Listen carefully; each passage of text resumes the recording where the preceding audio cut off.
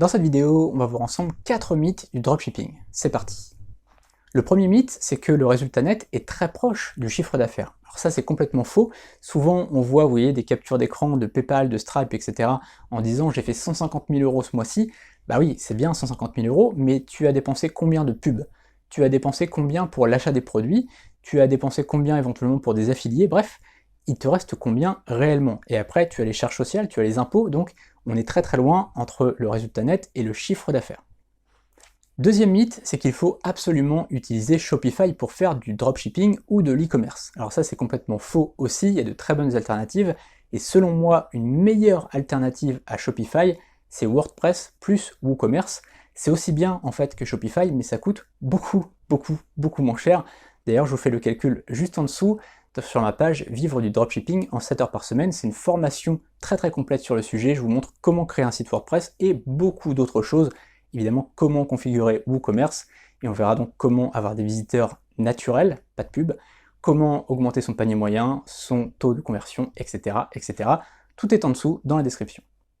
Troisième mythe, il faut faire de la pub Facebook ou Google. Alors ça c'est pareil, c'est complètement faux, hein, la pub Facebook, Instagram, Google, etc. Vous pouvez oublier, vous pouvez très bien en faire si vous le souhaitez, mais vous pouvez aussi tout faire sans. C'est-à-dire que moi par exemple, je fais du dropshipping depuis 2014, et ça fait des années que je fais plus de pub du tout, je fais que du référencement naturel, et donc du coup mon business y croît de façon naturelle. Alors évidemment, vous verrez juste en dessous donc dans la description que mes captures d'écran elles sont beaucoup moins impressionnantes que certains autres formateurs qui montent des 150 000, 200 000, etc.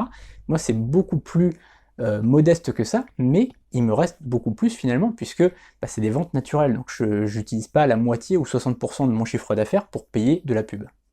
Quatrième mythe, il y a d'un côté les produits gagnants, de l'autre côté les produits perdants. Alors ça c'est complètement faux, c'est du bullshit, c'est juste pour vous vendre des formations à 2000 ou 3000 euros.